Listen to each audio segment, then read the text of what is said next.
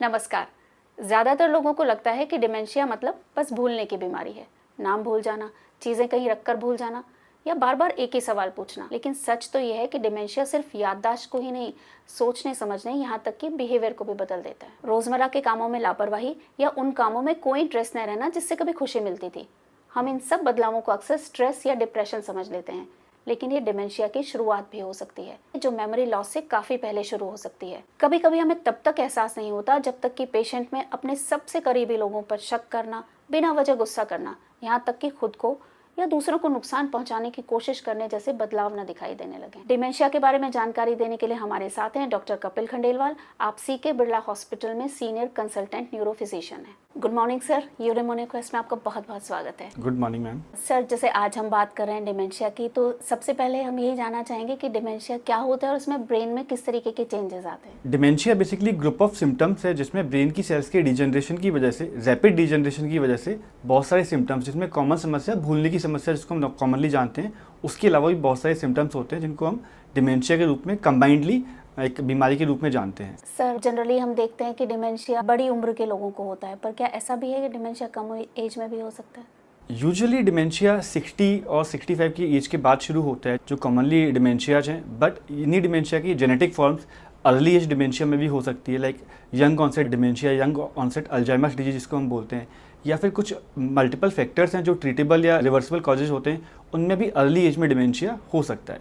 कुछ vitamin deficiencies की वजह से भी अर्ली एज में डिमेंशिया हो सकता है। जब भी हम देखते हैं कि कोई बुजुर्ग भूलने लग रहा है, तो बहुत सारी बार तो हम यही सोचते हैं कि ये सामान्य बुढ़ापा है, उसकी वजह से हो रहा है।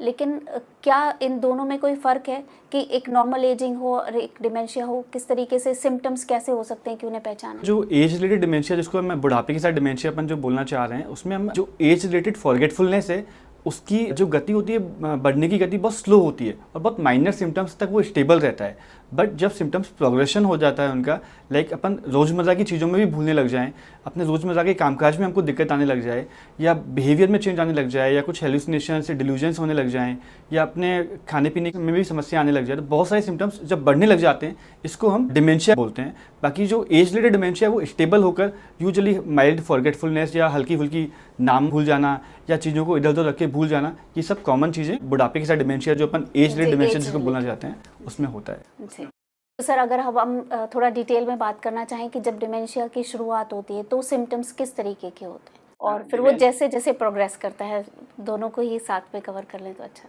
डिमेंशिया, जैसे कि अभी हमने बात किया, एक ग्रुप ऑफ सिम्टम्स है। तो जो सबसे कॉमन सिम्टम्स उसका जो हम जानते हैं कि फॉरगेटफुलनेस, भूलने की समस्या। जो फॉरगेटफुलनेस यूजुअली जो होती है नई चीज़ों के लिए, नई चीज़ों को समझने में समस्या, नई चीज़ों को याद रखने में समस्या, कि आज क्या हुआ, आज कौन मिलने आया, कल हम किससे मिले, कल क्या बात हुई थी, इनको भूलने की समस्या यूजुअली से शुरू होती है। इसके अलावा जो डिस्टेंट मेमोरी होती है या लॉन्ग टर्म मेमोरी या पुरानी जो मेमोरी होती है, पुरानी चीज़ें लोग याद रख पाते हैं, वो उसमें नहीं जाती हैं। ये सबसे कॉमन सिम्टम्स होता है। इसके अलावा जो कॉमन सिम्टम्स हैं उनमें जजमेंट करने में दिक्कत, थिंकिंग प्रोसेस जो होती है वो स्लो हो जाती है, लोग सही डिसीजन नहीं ले पाते हैं, लोग मल्टीटास्किंग जो होता है वो नहीं कर पाते, मल्टीटास्किंग में उनको बहुत परेशानी होती है, कॉम्प्लेक्स टास्क नहीं कर पाते हैं, लोग कैलकुलेशंस नहीं कर पाते हैं, कुछ लोगों को हेल्यूसिनेशंस लाइक कुछ चीज़ें नहीं होने के बाद भी दिखना या सुनना, ये सब सिम्टम्स भी आने लग जाते हैं। कुछ लोगों को चलने में दिक्कत या बार बार गिरना, बैलेंस में दिक्कत, ये सब भी शुरू हो सकते हैं। तो इस तरह डिमेंशिया ग्रुप ऑफ सिम्टम्स है जिनमें सबसे कॉमन भूलने की समस्या, इसके अलावा जो बाकी सिम्टम्स हैं वो भी हो सकते हैं। सर, तो एक और सवाल जहन में आता है कि क्या डिमेंशिया के सिम्टम्स, जैसे आपने बताया बहुत सारे, तो इसका मतलब यही लगता है कि कुछ पेशेंट्स में कुछ सिम्टम्स आते होंगे, कुछ में कुछ दूसरे आते होंगे? डेफिनेटली इन्हीं सिम्टम्स के बेसिस पर ही हम डिसाइड करते हैं कि डिमेंशिया के जो मल्टीपल टाइप्स हैं उनमें किस डिमेंशिया में वो पेशेंट फिट होगा, कि या किस तरह के डिमेंशिया में वो प्रोग्रेस करने की संभावना लग रही है। सर, ये टाइप्स क्या होते हैं? डिमेंशिया कई तरह का होता है, जिनमें सबसे कॉमनली हम जो जानते हैं अल्जाइमर्स डिजीज, जिसको हम सब लोग जानते हैं, जो सबसे कॉमन टाइप ऑफ डिमेंशिया है। इसके अलावा लेस कॉमनली फ्रंटोटेम्पोरल हैं, डिमेंशिया विद लेवी बॉडी है, वेस्कुलर डिमेंशिया है, मिक्स्ड डिमेंशिया है, या कुछ रिवर्सिबल डिमेंशिया के डिफरेंट कॉजेज होते हैं, वो हो सकते हैं। डिमेंशिया दो तरह का हो सकता है, रिवर्सिबल एवं इरिवर्सिबल। जो इरिवर्सिबल कॉजेज हैं, लाइक वो प्रोग्रेशन ही होता है, उनमें हम बहुत ज़्यादा दवाइयाँ हैं, बहुत ज़्यादा सिम्टम्स को ट्रीट करने की कोशिश करते हैं, बहुत ज़्यादा इंप्रूवमेंट के चांसेज उनमें कम होते हैं, like Alzheimer's, frontotemporal, dementia with Lewy body या वेस्कुलर डिमेंशिया या मिक्स्ड डिमेंशिया, ये सब टाइप हैं इरिवर्सिबल डिमेंशिया के। लेकिन हम जब भी कोई डिमेंशिया का पेशेंट आता है तो कोशिश करते हैं रिवर्सिबल कॉजेज फाइंड आउट करने के लिए। जैसा कि नाम से पता चल रहा है कि रिवर्सिबल, तो उसके सारे सिम्टम्स हम लोग रिवर्स कर सकते हैं, उसको बेस लाइन पर ला सकते हैं मरीज को, यदि हम फाइंड आउट कर लें कि क्या कॉजेज हैं। रिवर्सिबल डिमेंशिया के कॉमन कॉजेज में vitamin deficiency like B12 deficiency होती है, थायराइड लाइक सिम्टम्स जिनको होते हैं उन लोगों को भी रिवर्सिबल डिमेंशिया हो सकता है। कुछ इन्फेक्शंस होते हैं लाइक HIV है, TB है, या कुछ लोगों को स्ट्रोक की वजह से, पैरालिसिस की वजह से भी डिमेंशिया वाला सिम्टम्स हो सकता है। कुछ लोगों को ट्रॉमेटिक ब्रेन इंजरी की वजह से भी डिमेंशिया हो सकता है। कुछ लोगों को थायराइड के अलावा पैराथायराइड लाइक इलनेस हैं, उन सब से भी, सिफिलिस लाइक बीमारियां हैं। तो बहुत सारे इन्फेक्शन या मेटाबॉलिक कॉजेज होते हैं जिनको हम कंसीडर करते हैं रिवर्सिबल डिमेंशिया में। इनमें सबसे ज़्यादा इंपॉर्टेंट आजकल जो है autoimmune form of dementia also, जिसमें हम कुछ एंटीबॉडी मिलती हैं, उन एंटीबॉडीज़ को हम लोग आइडेंटिफाई करके ट्रीट कर सकते हैं और कंप्लीटली मरीज रिवर्सिबल होते हैं इनके सिम्टम्स। यानी कि जब कुछ भूलने के सिम्टम्स दिखें तो ये भी नहीं सोचना चाहिए कि ये इरिवर्सिबल है, करना क्या है अब कुछ। डेफिनेटली, क्योंकि हम डिमेंशिया के साथ यूजुअली सोचते हैं कि अब एज रिलेटेड चीज़ हो गई है और ये बढ़ने ही वाली है, इसमें ज़्यादा कुछ हम नहीं करते हैं, तो लोग उसको ट्रीट नहीं कराते हैं, लोग छुपाते हैं, लोग बताना नहीं चाहते हैं। तो हमको उसको डॉक्टर को दिखाकर एक बार फाइंड आउट करना चाहिए कि रिवर्सिबल है या इरिवर्सिबल है। और वैसे हम अगले पार्ट में बात करेंगे कि इरिवर्सिबल भी है तो भी उसमें किस तरीके से लाइफ को बेटर बनाया जा सकता है ट्रीटमेंट से। सर, क्या जैसे बहुत सारी डिजीजेज में होता है कि वो किसी पर्टिकुलर जेंडर में ज़्यादा होते हैं, तो क्या डिमेंशिया में भी ऐसा है कि मेल या फीमेल किसी में ज़्यादा होता है? ये देखा गया है कि यूजुअली जब 60-65 ईयर्स की एज के बाद जो डिमेंशिया होता है मोस्टली फीमेल्स प्रीडोमिनेंट होता है। फीमेल्स में थोड़ा लाइक अराउंड 11% चांसेज अगर माने पॉपुलेशन के अपन, तो चांसेज 11% फीमेल्स में, तो 8% मेल्स में होते हैं। But as the age progress, जैसे कि एज बढ़ती जाती है 90 ईयर्स के बाद, फीमेल्स में एकदम उसके इंसिडेंस बहुत ज़्यादा मिलते हैं डिमेंशिया के बजाय मेल के। तो ये एक जेंडर डिफरेंस होता है कि फीमेल प्रीडोमिनेंट और विद एज वो बढ़ता है इंसिडेंस। सर, और जो डिमेंशिया से जैसे अभी आपने कहा फीमेल्स में ज़्यादा चांस है, तो क्या कुछ रिस्क फैक्टर हैं क्या? फीमेल्स में ज़्यादा क्यों हो सकता है? यूजुअली ये देखा गया कि आफ्टर मेनोपॉज जो फीमेल्स में प्रोजेस्टेरोन और एस्ट्रोजन जो कम होने लग जाते हैं, उनकी वजह से, दो ऐसा थ्योरीज हैं, ऐसा प्रूवन नहीं है, बट इनकी वजह से चांसेस लगते हैं कि डिमेंशिया फीमेल्स में ज़्यादा होता है। हार्मोन्स का प्रोटेक्टिव इफेक्ट होता है फीमेल्स में अर्ली एज में। सर, अगर हम मेल फीमेल दोनों के हिसाब से अगर जानना चाहें तो क्या रिस्क फैक्टर हो सकते हैं डिमेंशिया को लेकर के? डिमेंशिया के लिए रिस्क फैक्टर की अगर बात करें तो कुछ मॉडिफाइबल और नॉन मॉडिफाइबल अगर बात कर सकते हैं, तो जो नॉन मॉडिफाइबल है वो एज है। तो एज 60 या 65 ईयर्स के बाद एज जो है वो डिमेंशिया के लिए प्रॉन होती है। इसके अलावा जेंडर में हमने बताया कि फीमेल प्रीडोमिनेंस होता है। अगर किसी को फैमिली हिस्ट्री है डिमेंशिया का, कुछ डिमेंशिया होते हैं लाइक फ्रंटोटेम्पोरल डिमेंशिया है, या अल्जाइमर्स डिजीज का भी यंग ऑनसेट अगर हो, तो इसमें भी कुछ जेनेटिक डिफेक्ट होते हैं, APOE जीन होती है, उनके म्यूटेशन की वजह से यंग ऑनसेट अल्जाइमर्स डिजीज जो 30-40 ईयर्स की एज में शुरू हो सकती है, या FTD फ्रंटोटेम्पोरल डिमेंशिया हो सकता है। तो age, gender as well as अगर फैमिली हिस्ट्री है तो ये एक रिस्क फैक्टर होते हैं। इसके अलावा यदि किसी को हाइपरटेंशन है या वेस्कुलर रिस्क फैक्टर डायबिटीज़ है, या किसी को स्ट्रोक या ब्रेन में कोई क्लॉट आया हुआ है, ये सब रिस्क फैक्टर बनते हैं, उन लोगों को चांसेस ज़्यादा होते हैं डिमेंशिया होने के। सिमिलरली जिन लोगों को ट्रॉमेटिक ब्रेन इंजरी होती है या हेड इंजरी हो रखी होती है, उन लोगों को भी डिमेंशिया होने के चांसेस थोड़े ज़्यादा होते हैं। मॉडिफाइबल में हमारा लाइफस्टाइल रिलेटेड रिस्क फैक्टर जो होते हैं, जो हमको अगर ओबेसिटी है हमारी, या हम लोग healthy lifestyle, healthy food habits हमारी नहीं हैं, सो वो भी हमको प्रोन करती हैं। सब वार्निंग्स हैं कि हमको इनको अगर हम कंट्रोल में रखेंगे तो हमारे डिमेंटिक पेशेंट होने के चांसेस बहुत कम हो जाएंगे। इवन ये भी देखा गया है एजुकेशन का भी बहुत फ़र्क पड़ता है इसमें। जो लेस एजुकेटेड या कई बार जो विलेजर्स हैं, उन लोगों में डिमेंशिया के इंसिडेंस ज़्यादा मिलते हैं कंपेयर टू जो एजुकेटेड या सिटी में रहते हैं उसके कंपेयर में। दूसरा इसमें एक और इम्पॉर्टेंट रिस्क फैक्टर है कि एनवायरमेंटल टॉक्सिन्स हैं, उनका भी बहुत असर पड़ता है कि अगर आपको एनवायरमेंटल टॉक्सिन्स का बहुत ज़्यादा एक्सपोजर है तो वो भी आपके डिमेंशिया के चांसेस को बढ़ा देता है। लाइक एयर पोल्यूशन है, ये भी हमको एक रिस्क फैक्टर में काउंट कर सकते हैं। Smoking, alcohol, they are also modifiable risk factor, कि जो हम उनको अपनी लाइफस्टाइल को अगर मॉडिफाई करें, इन सबको अपनी लाइफ से रिमूव करें तो हमारे चांसेस थोड़े कम हो जाते हैं। सर, एक बात मैं अभी सोच रही हूँ, आपने कहा कि जो लेस एजुकेटेड होते हैं, लेस एजुकेटेड, सॉरी मैं इंटरप्ट कर रहा हूँ, लेस एजुकेटेड अलॉन्ग विद जो लोग कॉम्प्लेक्स टास्क करने के आदी होते हैं, mentally as well as physically active रहते हैं, उन लोगों को भी चांसेस डिमेंशिया के कम रहते हैं कंपेयर टू जो लोग पहले से ही अंडर एक्टिव हैं या इतना बहुत सिंपल टास्क करने के आदी हैं, बहुत कॉम्प्लेक्स नहीं कर रहे हैं, तो उनको ब्रेन को इतना एक्टिवेशन। हाँ, मैं वही पूछना चाह रही थी कि माइंड को जो यूज़ नहीं लेते, मतलब माइंड को किसी भी तरीके से आप काम में लेते, जितना अपन एक्टिव रखेंगे उसको, तो वो लॉन्ग टर्म में उतना एक्टिव ही हमारी शो करेगा। सर जैसे आपने शुरू में बताया था कि डिमेंशिया के जो सिम्टम्स होते हैं उनके हिसाब से इसके टाइप्स डिसाइड किए जाते हैं, तो वो क्या सिम्टम्स का डिफरेंस होता है अगर हम बात करें अल्जाइमर की और वेस्कुलर की या दूसरी? हाँ, देखिए जैसे लाइक जो सबसे कॉमन टाइप है अल्जाइमर्स, उसमें यूजुअली दिक्कत भूलने से ही शुरू होती है। इसको हम दो तरह में डिवाइड करते हैं कि एमनेसिक और नॉन एमनेसिक डिमेंशिया। एमनेसिक में यूजुअली भूलने की समस्या से शुरू होता है, और नॉन एमनेसिक में बाकी जो सिम्टम्स है, बिहेवियर सिम्टम्स हैं, या याददाश्त के अलावा चलने फिरने में दिक्कत है, या आपको चीज़ों को इधर उधर रख के भूल जाना है, सिंपली कैलकुलेशन में दिक्कत है, इसके अलावा हेलुसिनेशंस हैं या डिल्यूजन्स हैं, वो सब सिम्टम्स दूसरे डिमेंशिया में प्रोमिनेंट मिलते हैं कंपेयर टू अल्जाइमर्स। अब इनको डिफ्रेंशिएट करें तो लाइक फ्रंटोटेम्पोरल डिमेंशिया है, अगर हम बात करें उसकी, तो इसमें यूजुअली बिहेवियर सिम्टम्स बहुत प्रोमिनेंट होते हैं, क्योंकि हमारा फ्रंटोटेम्पोरल लोब बिहेवियर को बहुत मैनेज करता है। तो बहुत एग्रेशन है, बहुत गुस्सा आना है, बहुत इजलिवेंट टॉक्स हैं, ये सब फ्रंटोटेम्पोरल डिमेंशिया में होते हैं, और साथ में उसमें फैमिली हिस्ट्री यूजुअली पॉजिटिव मिलने की संभावना होती है। ऐसी डिमेंशिया विद लेवी बॉडी एक टर्म होती है, उसमें because of Lewy body hallucinations बहुत ज़्यादा होते हैं। हेलुसिनेशंस मीन विजुअल और ऑडिटरी। तो विजुअल में हम लोग जो चीज़ नहीं है फिर भी उसको देखते हैं, लाइक कोई चीज़ लग रहा है, कुछ काऊ जा रही है, कोई इंसेक्ट जा रहे हैं, या कुछ पर्सन जा रहे हैं, बात कर रहे हैं। ऑडिटरी में कुछ लोग उनके बारे में बात कर रहे हैं, हालांकि वो रियल में नहीं है। तो ये हेलुसिनेशन बहुत कॉमनली होते हैं। कुछ डिमेंशियाज में ऑटोनोमिक सिम्टम्स भी होते हैं, like dementia with Lewy bodies में। इसके अलावा जो मिक्स्ड डिमेंशिया है या वेस्कुलर डिमेंशिया है, उसमें याददाश्त के अलावा चलने फिरने में दिक्कत बहुत प्रोमिनेंट होती है, उनको बैलेंस का दिक्कत बहुत ज़्यादा इशू होता है। तो उनको dementia with Parkinson like symptoms भी हम यूजुअली डिवाइड करते हैं उनको। ऑटोनोमिक सिम्टम्स ये क्या होते हैं सर? ऑटोनोमिक सिम्टम्स में लाइक ब्लड प्रेशर का फ्लक्चुएशन है, बहुत ज़्यादा हीट इंटॉलरेंस है, बहुत ज़्यादा स्वेटिंग होना है, बहुत ज़्यादा डायरिया या कॉन्स्टिपेशन होना है, ये सब ऑटोनोमिक फीचर्स में आते हैं। सर अभी आपने कहा था कि इसमें जो पुरानी मेमोरीज होती हैं वो इंटैक्ट रहती हैं, बट कुछ केसेस में मैंने देखा कि पुरानी मेमोरीज भी नहीं रहती हैं।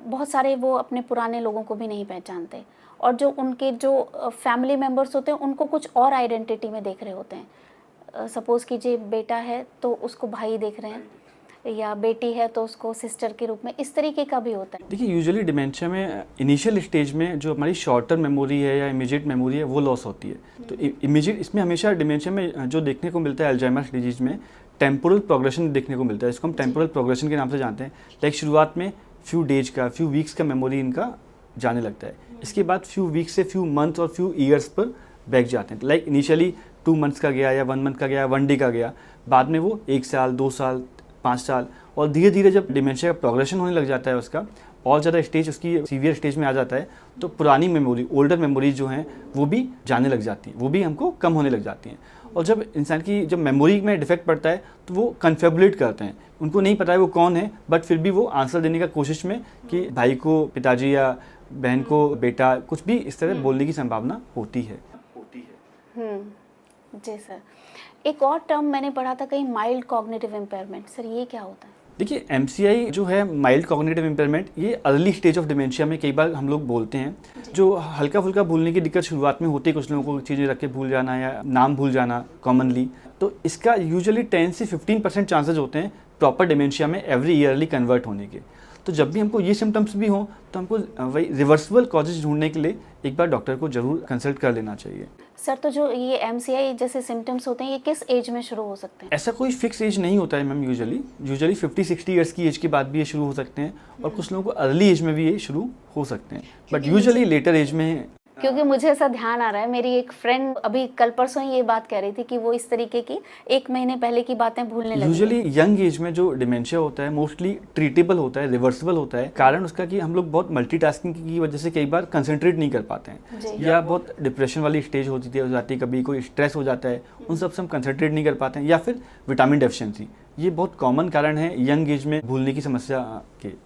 सर अभी आपने स्ट्रेस का जिक्र किया, तो स्ट्रेस तो हर बीमारी में आता है, जाहिर सी बात है इसमें भी स्ट्रेस का बहुत बड़ा रोल होता होगा मुझे लगता है। डेफिनेटली, जितना अपना स्ट्रेसफुल लाइफस्टाइल रहेगा हमारा, उतना ही चांसेस ऑफ डिमेंशिया, उतने ही chances of being us in depression definitive risk factor है। इवन कुछ लोगों को हम स्ट्रेस की वजह से स्यूडो डिमेंशिया में भी काउंट करते हैं, कि उनको इतना सीवियर स्ट्रेस हो जाता है कि वो चीज़ों को, पिछले कुछ समय की चीज़ों को कंप्लीटली भूल जाते हैं। स्यूडो डिमेंशिया इसलिए बोलते हैं कि वो ट्रू डिमेंशिया नहीं है, उसमें ब्रेन की सेल्स का इतना डिजेनरेशन नहीं हुआ, बट बिकॉज ऑफ स्ट्रेस वो इतना चीज़ भूल गए हैं।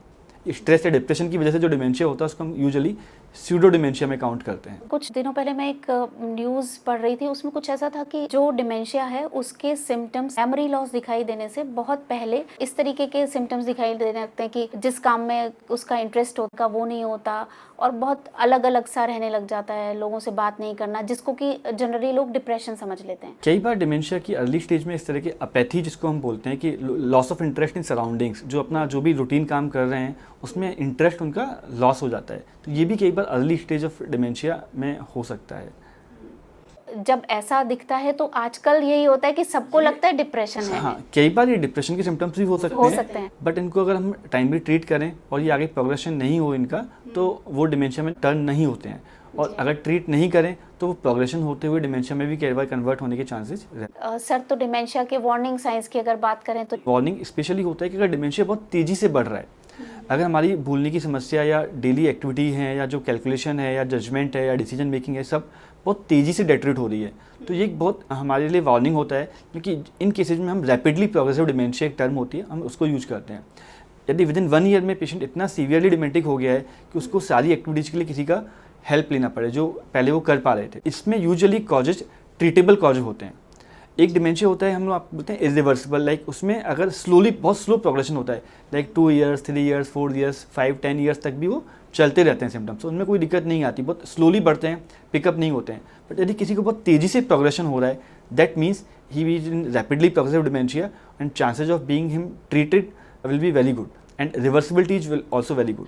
सर, डिमेंशिया से लाइफ एक्सपेक्टेंसी पे भी कोई फर्क पड़ता है? डिमेंशिया एज सच नहीं, बट डिमेंशिया के जो कॉम्प्लिकेशन होते हैं, लाइक डिमेंशिया की लेटर स्टेजेस में जाके पेशेंट का चलना फिरना, मोबिलिटी इश्यूज हो जाते हैं, लोगों को समझने में, खाने पीने में, निगलने में समस्या आने लग जाती है, तो इन सबसे ओवरऑल हेल्थ पर इशू पड़ता है और फिर लाइफ एक्सपेक्टेंसी थोड़ी कम हो जाती है। मिनी मेंटल स्टेट एग्जामिनेशन है या मोका टेस्टिंग है या फैब टेस्टिंग है या detail higher mental function testing में सीटी या एमआरआई, मोस्टली एमआरआई प्रेफर्ड होता है। का फैब, ये क्या टेस्ट हैं? इनको सामने बिठाकर उनसे कुछ क्वेश्चंस, पर्टिकुलर ब्रेन की लाइक फ्रंटल लोब है, टेम्पोरल लोब है या पैराइटल, ऑक्सीपिटल, हर एक लोब से रिलेटेड कुछ एक क्वेश्चंस होते हैं जिससे हम असेस कर सकते हैं कि ब्रेन का कौन सा लोब अफेक्ट बनाने के लिए बोलते हैं। कई बार हम लोग कुछ मरीज को क्लॉक ड्राइंग टेस्ट करने के लिए बोलते हैं। ईयर की बात है तो वो कलर किया करती थी, तो पहले वो अपने मन से कलर उसमें मैच कर लेती थी, अब काफ़ी 2-4 महीने से उनको कलर्स पहचानने में भी प्रॉब्लम होने लगी, तो यही इसी तरीके तो से हम कई बार एग्नोसियाज भी बोलते हैं, लाइक विजुअल एग्नोसिया, उनको विजन से दिख रहा है बट उनका जो ऑक्सीपिटल लोब है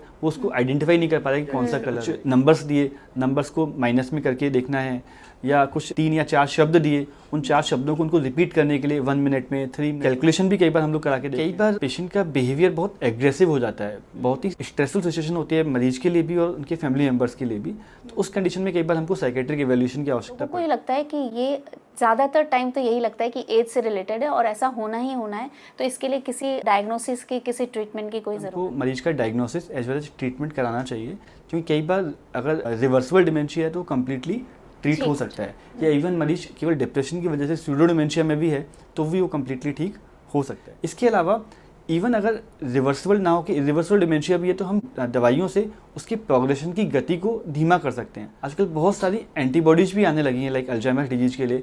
अल्जाइमर्स डिजीज में जो एमाइलॉइड प्रोटीन का डिपोजिशन हो जाता है तो उसके डिपोजिशन को वो डिले करती हैं, तो डिजॉल्व करते हैं वहाँ पे, तो उससे डिजीज का प्रोग्रेशन है, जो सेल्स का डिजनरेशन हो रहा है वो थोड़ा कम हो जाता है। सर, ये जो मेडिसिन हैं इनके कुछ साइड इफ़ेक्ट्स भी हुए, मेरे 1-2 फ्रेंड्स के फैमिली मेम्बर्स को भी रहा है और मैं भी फेस कर रही हूँ। हम चाहेंगे कि एक बार आप थोड़ा सा ये बताएं कि किस तरीके के चैलेंजेस फैमिली मेम्बर्स को आ सकते हैं इनको डील करते हुए। बार बार रिकरेंट फॉल होने की कंडीशन या गिरने वाली कंडीशन, उससे trauma, fractures, brain injury, head injury, ये सब अदर कॉम्प्लिकेशन। सोशल जो पैरामीटर्स होते हैं, तो हम लोग चाहते हैं कि यूरिन है या स्टूल जाना है तो हम एक लिमिटेड प्लेस पे वहाँ पर जाएं, तो लोगों को उसका पता नहीं चलता है। लोग टॉयलेट की जगह किचन में जाकर यूरिन पास कर देते हैं या किचन में जाकर या कहीं और जाकर स्टूल पास कर देते हैं। पुरानी चीज़ें हमेशा याद रहती हैं।